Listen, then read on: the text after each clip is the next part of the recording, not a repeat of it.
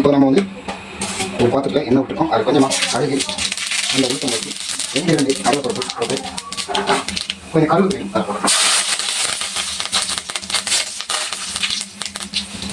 நம்ம நறுக்கி வச்சுக்கிற வெங்காயம் சின்ன சின்னதாக நறுக்கி வச்சுக்கிற வெங்காயம் வச்சுக்கலாம்.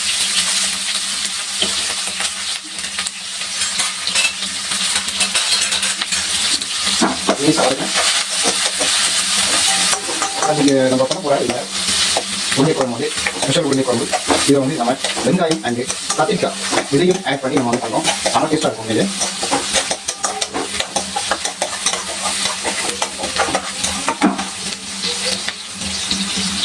எனக்கு வச்சுக்க கத்திரிக்காய் வைக்கலாம். நல்லா வளர்க்கலாம். நல்லா சுடுங்க வளர்க்கலாம். நம்ம வந்து வேக வச்சு இந்த மாதிரி உருளை எடுத்து வச்சுருக்கோம். இது வந்து வைக்கும் போது தண்ணி நிறைய ஊற்றக்கூடாது. அதே மாதிரி ரொம்ப அந்த உருளை வந்து கல் மாதிரி இருக்கக்கூடாது. அப்புறம் குழம்புல போடும்போது அது தெரியாது, வேகாது, கல் மாதிரி இருக்கும். அதனால் ரொம்ப சாஃப்டாக இருக்கிற மாதிரி கொஞ்சம் சாஃப்டாக இருக்கிற மாதிரி என்ன பண்ணேன் அரைச்சி வச்சுக்காங்க. வேக வச்சு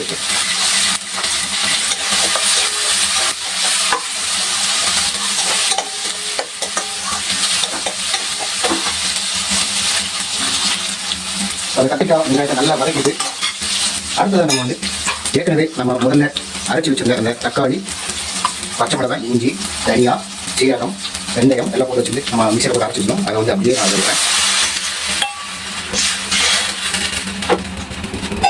அடுத்ததாக இதில் வந்து நான் வந்து ஒரு எலுமிச்சம்பழம் அளவுக்கு புளி கரைச்சி வச்சுருக்கேன். அதையும் இதில் விடுறேன். இப்போ வந்து நான் இதில் உப்பு சேர்க்குறேன். 1 ஸ்பூன் அளவுக்கு நீங்கள் உப்பு சேர்த்துக்காங்க. ஒரு 1/2 ஸ்பூனுக்கு மஞ்சள் தூள் ஆட் பண்ணிக்காங்க. இதை ஒரு 10 நிமிஷம் நல்லா கொதிக்க விடும். இப்போ லேசாக கொதிக்கும் போது இந்த உருண்டையை நம்ம அதில் வந்து போட்டுருவோம். உருண்டையை அதில் போட்டுருங்க.